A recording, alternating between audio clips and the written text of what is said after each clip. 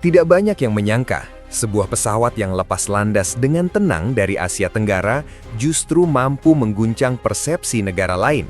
Bukan karena suara mesinnya yang menggelegar, bukan pula karena ukurannya yang raksasa, tetapi karena satu hal yang selama ini sering diremehkan, asalnya dari Indonesia. Di saat banyak orang masih menganggap Indonesia hanya sebagai pasar, penonton, atau konsumen teknologi, sebuah pesawat buatan anak bangsa justru membuat publik Filipina terdiam, terkejut, dan bertanya-tanya. Sejak kapan Indonesia bisa sampai sejauh ini? Reaksi itu bukan sekedar rasa kagum biasa. Di balik wajah-wajah heran dan komentar spontan yang muncul, tersembunyi sebuah konflik persepsi yang sudah lama tertanam di kawasan Asia Tenggara. Selama puluhan tahun, negara-negara di kawasan ini hidup dengan hierarki tak tertulis. Ada negara produsen teknologi dan ada negara pengguna. Masalahnya, Indonesia hampir selalu ditempatkan di kelompok kedua. Maka ketika sebuah pesawat buatan Indonesia dipamerkan, diuji, bahkan dilirik secara serius oleh negara tetangga, reaksi kaget itu menjadi tidak terelakkan. Bukan hanya karena pesawatnya, tetapi karena makna simbolik di baliknya.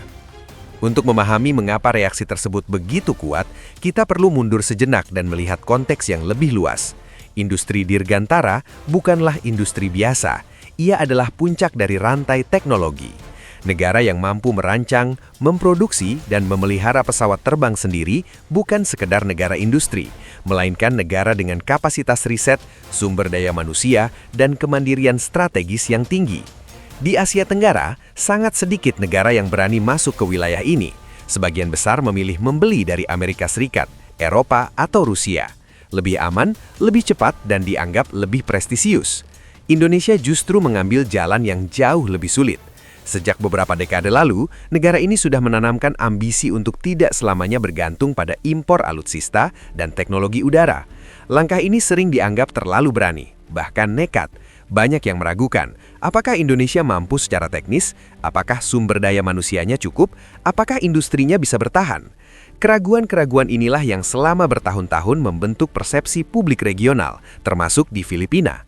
Namun pesawat yang menjadi sorotan ini seolah menjawab semua keraguan itu sekaligus, bukan dengan pidato, bukan dengan klaim berlebihan, tetapi dengan fakta di lapangan. Pesawat tersebut hadir dengan desain yang matang, fungsi yang jelas, dan performa yang sesuai dengan kebutuhan operasional modern. Ia bukan pesawat eksperimental yang hanya cocok dipamerkan di hanggar. Ia adalah pesawat yang benar-benar dirancang untuk bekerja, untuk terbang di berbagai kondisi, dan untuk menjawab tantangan geografis yang kompleks, sesuatu yang justru sangat relevan bagi negara-negara kepulauan seperti Filipina. Dari sudut pandang teknis, pesawat ini menunjukkan pendekatan yang cerdas. Alih-alih mengejar teknologi paling mutakhir yang mahal dan beresiko, perancangnya memilih keseimbangan antara keandalan, efisiensi, dan kemudahan perawatan.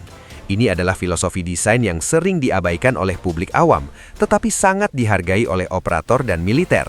Pesawat yang canggih tetapi sulit dirawat justru menjadi beban jangka panjang.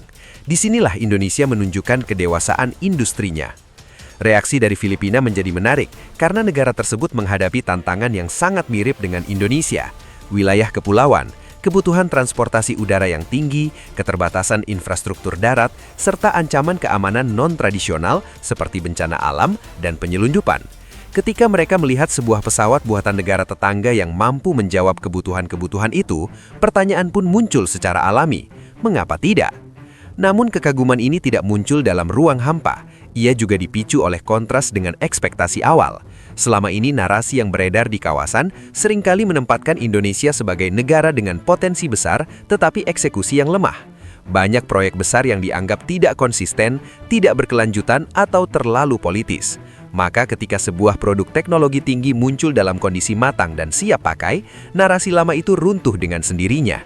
Dan runtuhnya narasi lama selalu mengejutkan. Lebih jauh lagi, pesawat ini menjadi simbol dari sesuatu yang lebih besar, kebangkitan kembali kepercayaan diri teknologi Indonesia.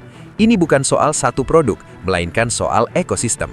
Di balik pesawat tersebut ada insinyur, teknisi, perancang, dan pekerja industri yang selama ini jarang mendapat sorotan. Ada proses panjang yang melibatkan transfer teknologi, kegagalan, pembelajaran, dan konsistensi.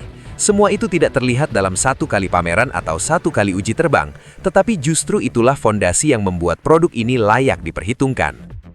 Dari perspektif geopolitik, kemunculan pesawat ini juga mengubah dinamika regional secara halus. Negara-negara Asia Tenggara selama ini berada dalam posisi tawar yang lemah terhadap produsen besar dunia.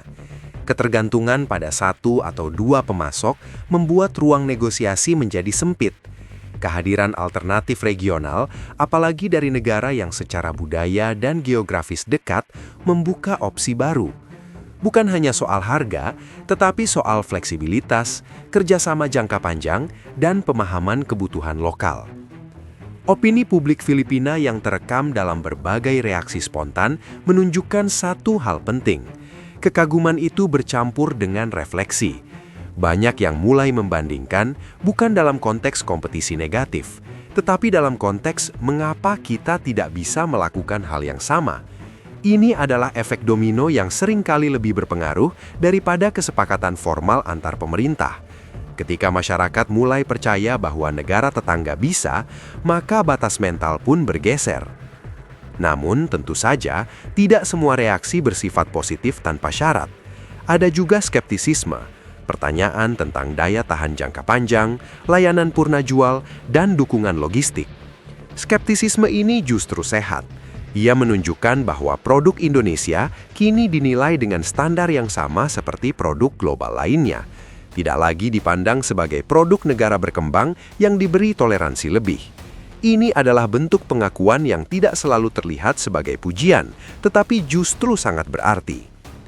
Dalam analisis yang lebih dalam, keberhasilan ini juga menyoroti pentingnya konsistensi kebijakan. Industri dirgantara tidak bisa hidup dari proyek jangka pendek. Ia membutuhkan visi puluhan tahun, dukungan riset berkelanjutan, dan perlindungan terhadap fluktuasi politik. Fakta bahwa Indonesia mampu sampai pada titik ini menunjukkan bahwa terlepas dari berbagai kendala, ada kesinambungan yang berhasil dijaga. Ini adalah pelajaran penting, tidak hanya bagi Indonesia sendiri, tetapi juga bagi negara-negara lain di kawasan.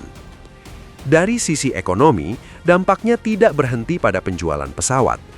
Setiap unit yang diproduksi menciptakan efek berantai, lapangan kerja, pengembangan pemasok lokal, peningkatan kualitas teknik listrik, dan penguatan reputasi nasional.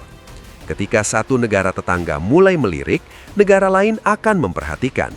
Inilah cara reputasi industri dibangun, perlahan tetapi stabil. Menariknya, kebanggaan nasional yang muncul dari reaksi luar negeri seringkali lebih kuat daripada pujian internal. Ketika orang Filipina atau bangsa lain mengakui kualitas produk Indonesia, publik dalam negeri pun mulai melihatnya dengan kacamata baru. Rasa percaya diri kolektif ini penting, karena industri teknologi tidak hanya dibangun dengan modal dan mesin, tetapi juga dengan keyakinan bahwa usaha tersebut layak dan mungkin. Pada titik ini, pesawat tersebut bukan lagi sekadar alat transportasi atau alutsista. Ia telah menjadi narasi. Narasi tentang perubahan posisi Indonesia di peta teknologi regional, narasi tentang negara yang perlahan keluar dari bayang-bayang dan mulai berdiri sejajar. Dan narasi inilah yang membuat banyak pihak, termasuk Filipina, terkejut, karena perubahan ini terjadi tanpa banyak gembar-gembor, tetapi hasilnya nyata. Jika kita melihat ke depan, implikasinya menjadi semakin menarik. Apabila tren ini berlanjut, Indonesia berpotensi menjadi pusat teknologi dirgantara regional, bukan sebagai pengganti raksasa global, tetapi sebagai alternatif yang relevan dan kontekstual. Kerjasama antar negara ASEAN bisa bergeser dari sekadar pembelian menjadi kolaborasi produksi dan pengembangan. Ini akan mengubah peta industri kawasan secara signifikan. Kesimpulannya, reaksi terkejut Filipina bukanlah reaksi terhadap satu pesawat semata. Ia adalah respons terhadap runtuhnya asumsi lama dan lahirnya realitas baru. Realitas di mana Indonesia tidak lagi hanya mengikuti, tetapi mulai memimpin di bidang tertentu. Jika konsistensi ini dijaga, bukan tidak mungkin dalam beberapa tahun ke depan, kejutan serupa akan datang dari negara-negara lain. Dan pada saat itu, pesawat ini akan dikenang bukan hanya sebagai produk teknologi, tetapi sebagai simbol titik balik.